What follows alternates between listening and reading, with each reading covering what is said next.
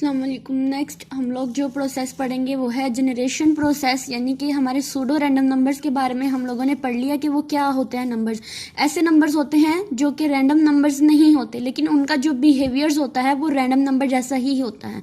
अब random numbers में तो हम लोगों ने ये पढ़ा था कि वो जो रैंडम नंबर्स होते हैं वो उनकी कोई स्टार्टिंग वैल्यू नहीं होती, बल्कि वो रैंडमली जो भी नंबर आना चाहता है वो आ जाता है। लेकिन सूडो रैंडम नंबर्स में ऐसे नंबर्स होते हैं, ऐसे नंबर्स होते हैं वो जो बिहेवियर तो रैंडम नंबर्स की तरह ही करते हैं, लेकिन इनका कोई ना कोई सीक्वेंस होता है। ठीक है, रैंडमली ही आते हैं लेकिन एक सीक्वेंस के साथ आते हैं। इनकी कोई ना कोई सीड वैल्यूज होती है जिसकी बेस पर जो है ये हमारा जो नंबर्स जनरेटर्स है वो करते हैं। अब इसमें जनरेशन प्रोसेस क्या है?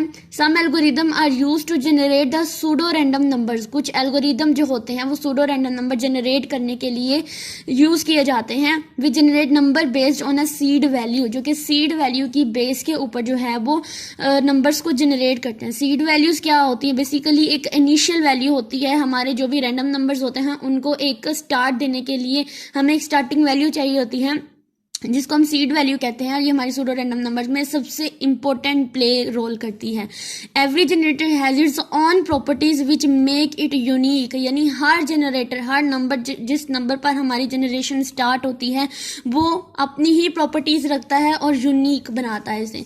These algorithms follow specific mathematical function in which the seed values plays are role.